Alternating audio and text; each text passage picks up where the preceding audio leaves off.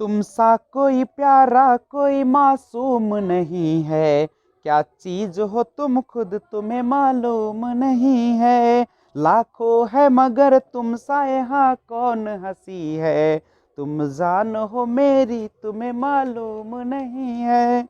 ओ तुम सा कोई प्यारा कोई मालूम नहीं है, क्या चीज हो तुम खुद तुम्हें मालूम नहीं है। लाखों है मगर तुम सा यहाँ कौन हंसी है, तुम जान हो मेरी तुम्हें मालूम नहीं है। लाखों है मगर तुम सा यहाँ कौन हंसी है, तुम जान हो मेरी तुम्हें मालूम नहीं है।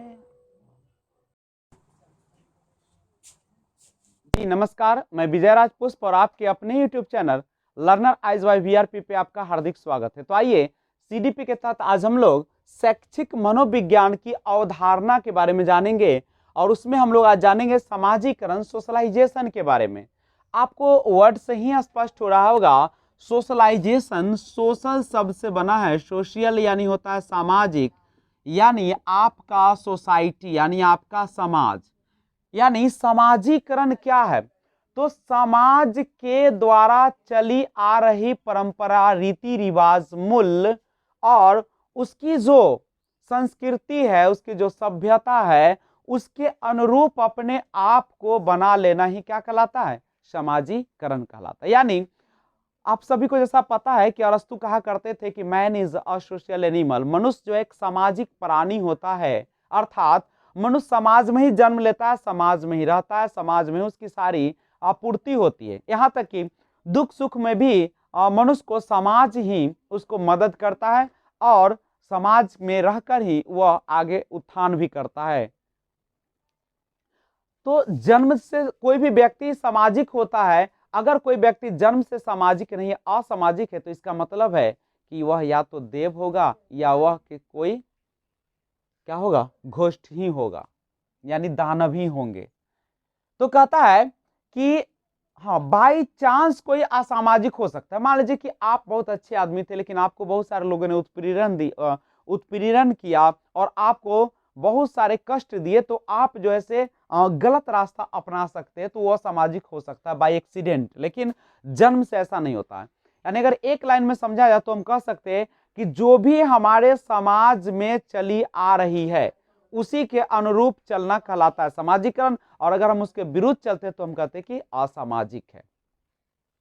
हमारे बच्चे के विकास पर समाज का सबसे बड़ा असर होता है, क्योंकि समाज में वो रहता है, समाज में वो सारे चीजों को सीखता है। क्योंकि आप सबको अच्छी तरीके से पता है कि समाजीकरण में जो होती है, बच्चे की शुरुआत समाजीकरण की हो जाती है उसके परिवार से। प्रथम पाठशाला उसका परिवार होता है और दूसरा जो होता है वह सारे आ जाते हैं, नहीं, यानी मुख्य और गौण की अगर हम बात करें तो प्राइमरी जो होता है से परिवार, और गौण जो होते हैं उसके बाद सारे आ जाते हैं, परिवार को छोड़कर सारे। अब और प्रथम शिक्षिका होती है उसकी माँ होती है।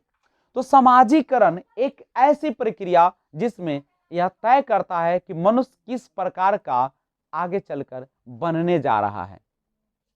अब समाजीकरण की प्रक्रिया में विभिन्न कारक होते हैं जो निम्न प्रकार है। जैसे बच्चे का पालन पोषण कहाँ पे होता है, समाज में होता है। समाज में ही रहकर बच्चा अपने हर एक आवश्यकताओं को पूर्ति करता है। अगर बच्चे का पालन पोषण अच्छे तरीके से नहीं होता तो समायोजन करने में क्या हो जाती है, कठिनाई महसूस करने लगती है। मान लीजिए कि आप अपने बच्चे को एक बंद कमरे में रखते हैं, हमेशा उसको बाहर के माहौल में जाने नहीं देते हैं, उसको कोई क्रियाकलाप करने के लिए नहीं देते, तो बच्चा क्या हो जाएगा, एक संकुचित जीवन जीने लगेगा और वह जो है समाज के साथ सही ढंग से समायोजन नहीं कर पाएगा, और जिसके कारण उसका मानसिक जो क्षमताएं होगी वह धीरे धीरे कमना शुरू कर देगा। दूसरा होता है सहकारिता या सहयोग।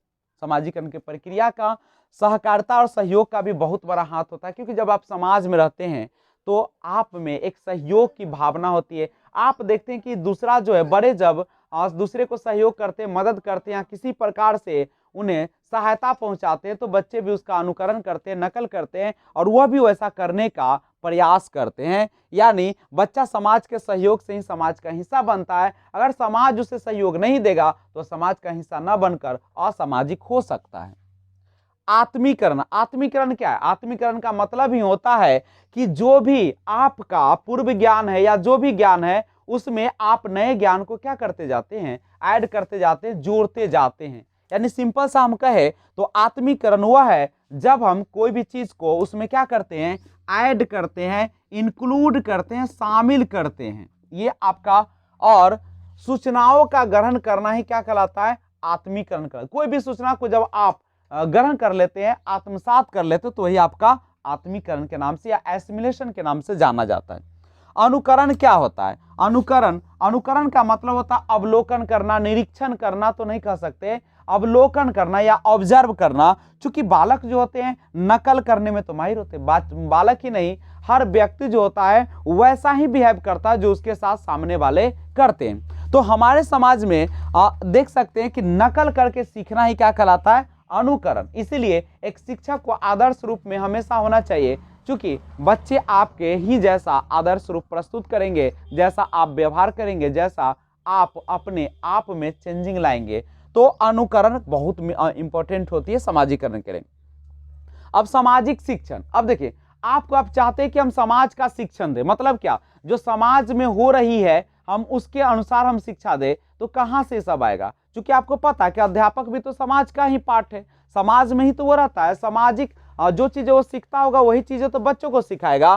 तो ध्यान दीजिएगा, अध्यापक समाज का ही कारक है, तो सामाजिक शिक्षण के लिए हमें सामाजिकता का होना बहुत जरूरी होता है। पुरस्कार एवं दंड, ये भी काफी इंपॉर्टेंट होता है हमारे समाजीकरण के लिए। आप जैसा कि जानते हैं कि समाज में अगर हमारे साथ बुरा व्यवहार किया जाता है तो हम उससे दूर भागना शुरू करते हैं। जब हमारे कामों को पुरस्कार यानी प्रोत्साहन दिया जाता है, प्रशंसा दिया जाता है, तो हम उस काम को करने के लिए और तेजी से अग्रसर होते हैं। यानी जब बालक समाज के आदर्शों और मान्यताओं के अनुसार व्यवहार करता है तो लोग उसकी प्रशंसा करते हैं, और इसके विपरीत जब बालक असामाजिक व्यवहार करता है तो उसे दंड मिलता है, और जिसके भय से वो ऐसा कार्य नहीं करता। यानी सामाजिकता में पुरस्कार और दंड का होना भी बहुत जरूरी है। इसलिए हर समाज में, हर परिवार में एक ऐसा होना चाहिए कि शर्त नहीं होना चाहिए, लेकिन बिल्कुल ऐसे ही जब बच्चा कुछ विशेष करता तो उसे कुछ न कुछ प्रशंसा या उसे पुरस्कार जरूर दे देना चाहिए। लेकिन आप उसे पुरस्कार से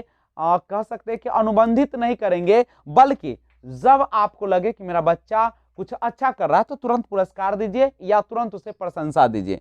लेकिन अगर वह गलत करता है तो फिर उसे दंड दीजिए। तो ऐसा करने से क्या होगा कि बच्चा जो है भय से फिर उस कार्य को नहीं कर पाएगा।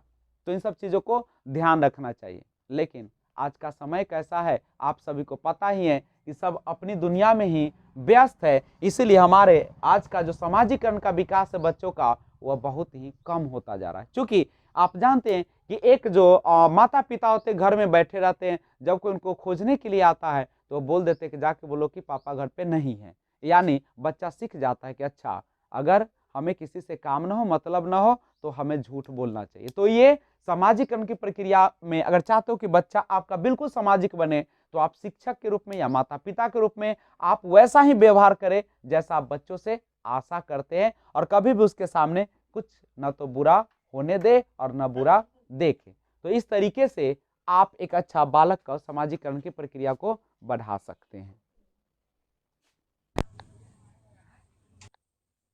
सामाजिकरण की प्रक्रिया में योगदान करने वाले कारक कौन कौन है, यानी कौन कौन से जो है ऐसे फैक्टर्स है जो कि हमारे सामाजिकरण की प्रक्रिया में योगदान करते हैं।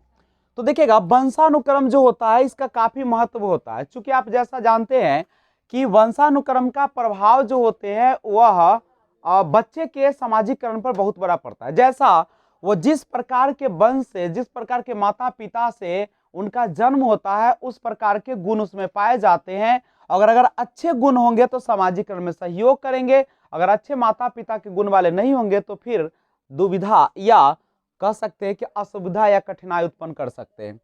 शारीरिक और बौद्धिक विकास, सामाजिकरण जो होता है, सामाजिकरण का शारीरिक और बौद्धिक विकास पर भी काफी असर पड़ता है। आर्थिक स्थिति जो है यह भी सामाजिकरण की प्रक्रिया में योगदान देता है। और संवेगात्मक विकास, संस्कृति और भाषा तो बहुत ज्यादा नहीं, क्योंकि सामाजिकरण की प्रक्रिया में भाषा का बहुत बड़ा महत्व होता है। कैसे? चूंकि मान लीजिए कि आपका भाषा कुछ और है और आपके समाज का भाषा कुछ और है, तो फिर क्या हो जाएगी, सामाजिकरण की प्रक्रिया बाधित हो जाएगी। यानी अभी तो आप जानते हैं कि अंग्रेजी जो है से पूरी तरह से यूनिवर्सल लैंग्वेज, यानी कह सकते हैं कि आप पूरे ग्लोबलाइजेशन की ओर बढ़ रही है, सबसे ज्यादा भी बोली जाती है, तो उस माध्यम से हम सामाजिकरण की प्रक्रिया तो कर लेते हैं। अब है कि सामाजिकरण की प्रक्रिया में योगदान करने वाले कारक कौन है, फैक्टर्स कौन कौन से, तो परिवार होते हैं, विद्यालय होते हैं, अध्यापक, खेल, पड़ोसी और समुदाय। अब इसमें दो कैटेगरी होता है, एक होता है मुख्य कारक और दूसरा होता है आपका गौण कारक। तो आपको पता होगा कि जो परिवार होते हैं वो मुख्य कारक होते हैं, और उसके बाद जितने भी होते हैं सब कौन कारक होते हैं, गौण कारक कहलाते हैं। तो परिवार में भी आपके समाजीकरण का पहला जो पाठशाला है वो कौन होता है, आपका परिवार। और परिवार में भी बच्चे का अधिकांश समय जो होता है उसके माँ के पास गुजरता है, इसलिए प्रथम अध्यापिका जो होती है या शिक्षक जो होता है वह उसकी माँ होती है। और परिवार में जिस प्रकार के व्यवहार उसके माता पिता के द्वारा किया जाता है उसी प्रकार के वह व्यवहार बच्चे भी करता है। विद्यालय, अब बड़ी परिवार के बाद अगर दूसरी कोई भूमिका निभाती है सबसे ज्यादा, चूंकि विद्यालय, क्योंकि यहाँ पे बच्चे का अधिकांश समय गुजरना शुरू हो जाता है, और जिस प्रकार के सामाजिकरण का विकास शिक्षक में होता है उसी प्रकार का विद्यालय के बालकों में भी होना शुरू हो जाता है। अध्यापक चूंकि सामाजिकरण का पार्ट्स होते हैं। खेल, खेल में भी बच्चे एक दूसरे से एडजस्ट करना, एक दूसरे हार जीत को कैसे स्वीकार करना, ये सारे चीजें सीखते हैं। तो यह भी जो होता है कारक होते हैं, पड़ोसी और समुदाय, ये सारा चीज जो होते हैं भूमिका अदा करते हैं। एक और समझिएगा, आपका जो लिंग है उसके बारे में थोड़ा समझ लिया जाए। दो तरीके से इसमें क्वेश्चन आते हैं, एक होता है जेंडर और एक आते हैं सेक्स। इंग्लिश वाले ऑप्शन को जब चेक करिएगा तो ध्यान दीजिएगा, जेंडर जो होते हैं वह आपके किस चीज को शो करता है, सामाजिकता, नहीं, यानी, और सेक्स जो होते हैं आपके वह जैविक को शो करता है। यानी बस ध्यान रखिएगा कि सेक्स जो होती है वह जैविक प्रक्रिया होती है, और जेंडर जो होती है वह कैसी प्रक्रिया है, सामाजिक। क्योंकि यहाँ पे समाज ने ही आपको यह निश्चित किया है कि लड़कियों का यह काम है और लड़कों का वह काम है, लेकिन हेरिडेटरी यानी जैविक यानी नेचुरल रूप से गॉड ने यह नहीं बनाया था कि लड़का का यह काम है और लड़की का यह काम है।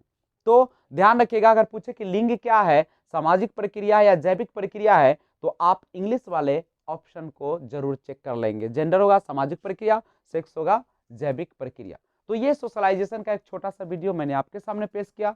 अगर आपको यह वीडियो अच्छा लगा तो आप इसे शेयर करें, लाइक करें, कमेंट करें, और अगर आप नए व्यूअर्स हैं तो इस चैनल को सब्सक्राइब जरूर कर लें, और बेल आइकन को भी दबाना ना भूलें, वो भी ऑल पर जाके थर्ड वाले ऑप्शन पर देखिएगा।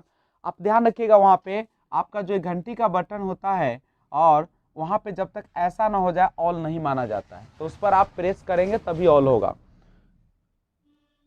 विशेष अगले वीडियो में बातें करेंगे, तब तक जय हिंद, जय भारत।